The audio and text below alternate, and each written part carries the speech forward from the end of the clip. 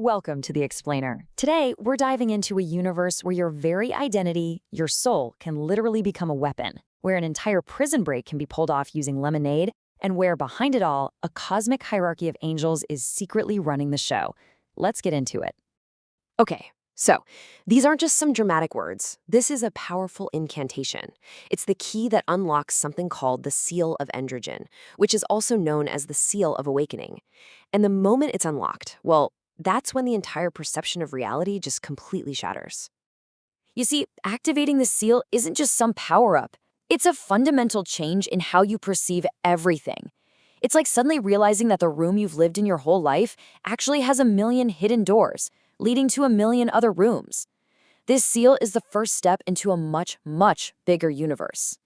But to handle that kind of mind-bending awareness, you need one thing above all else: balance.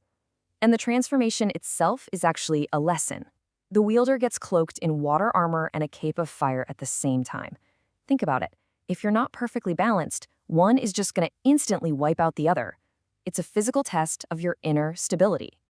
So you're probably asking, how do you even achieve that kind of balance? Well, it all starts with a basic building block of power in this world. A little thing called a sigil. Now, a sigil is so much more than just a weapon. It's a physical extension of your soul. It's your identity, given form. It also holds a tiny piece of your guardian force. Think of it like a direct physical hotline to your very own guardian angel. It creates this tangible link between you and the divine. And here's the cool part.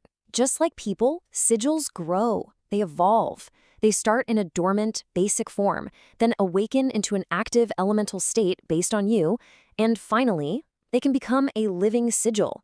That means it becomes a thinking, feeling partner that's literally got your back, defending you on its own.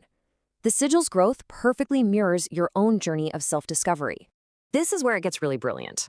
Power isn't just about one person. It gets amplified by community.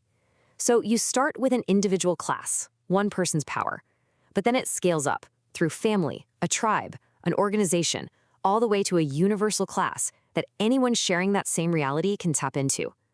The more people who share an identity, the bigger the power. It's exponential. And here is the absolute crucial point.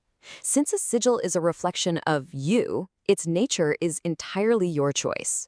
If you nurture it with positive emotions, courage, love, whatever, it becomes a living sigil, a true guardian.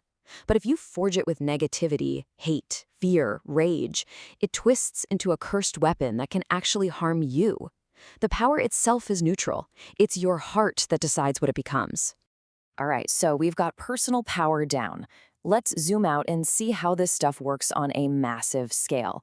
And that brings us to this absolutely fascinating strategy called the Archer's Gambit, or the Sagittarius system. At its core, the Sagittarius system is a super advanced intelligence operation. It's this incredible method of infiltration that uses codes and, more importantly, willing allies deep inside an enemy camp. You're basically turning people into living, breathing, encrypted hard drives right under the enemy's nose. This question really gets to the philosophy behind the whole thing. You know, back in the day, the arrow carrying the secret scroll was, for all intents and purposes, the message itself. It's the same idea here. The person acting as your spy, your messenger, becomes the living embodiment of the intel they carry. Okay, so what's really amazing is how this system was used in one of the most galaxy-brain, absolutely bonkers psychological operations I have ever heard of. The objective? Break 4,000 prisoners out of an enemy fortress over the course of 13 days. This was the warning that was sent to the enemy commander. I mean, can you imagine getting that message? You'd laugh, right? A party in my jail? Yeah, right. But oh, this was just the brilliant opening move in a deeply unconventional game. So what were the party supplies? They were the weapons. Using that hidden network of allies, the good guys managed to deliver tons of lemonade and boiled eggs to all 4,000 prisoners. But here's the insane twist.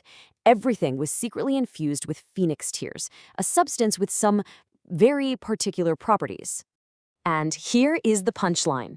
The enemy commander happens to be severely allergic to phoenix tears. So by slowly upping the concentration of it in the prisoners' bloodstreams, the prisoners themselves became toxic to him. The guards couldn't even get near the cells without having a massive allergic reaction. They literally made the enemy allergic to his own prison. Incredible. A plan this clever, this precise, it just hints that there's more going on than just smart human strategy. It points to a deeper, fundamental order to the universe. And that brings us to the ultimate source of all this power, a divine cosmic blueprint, which is administered by its messengers, the angelic heralds. Now, angels in this system aren't just sitting on clouds playing harps. No, no. They are active agents. They're the ministering spirits who help and defend us, the heralds who announce huge cosmic shifts, and they're the mouthpieces for a power way, way bigger than them. This is the very foundation for that guardian angel idea we saw earlier with the sigils. And yeah, these guardians don't just freelance. They operate within this incredibly detailed, almost bureaucratic divine order. It's like we're looking at the metaphysical blueprint for the entire universe. So how is this whole cosmic operation structured? It all starts with this number, 3. 3 great hierarchies that form the highest levels of the divine command structure. And from those 3 main divisions, we get our next key number, 9. 9 distinct choirs of angels, and each one has a very specific job to do in carrying out the divine plan. And here it is. This is basically the divine org chart. And you can see this clear flow of purpose. The first hierarchy, they're closest to the source, existing in pure contemplation. The second hierarchy governs the universe itself, the laws of physics and nature. And the third, they're the executive branch, applying divine will directly to us down on Earth. So you see how it all connects? Divine knowledge flows from the absolute source, gets translated into cosmic law by the middle managers, and then is executed in our world by the boots on the ground. That means that single spark of power in one person's sigil, it's connected all the way up the chain to the very source of creation. And that brings this whole cosmic discussion right back down to you. We've seen how sigils are born from identity, from choice. So the final thought I want to leave you with is this. If your identity, everything that makes you you, if it could take shape as a power, what form would it take? What would your sigil be?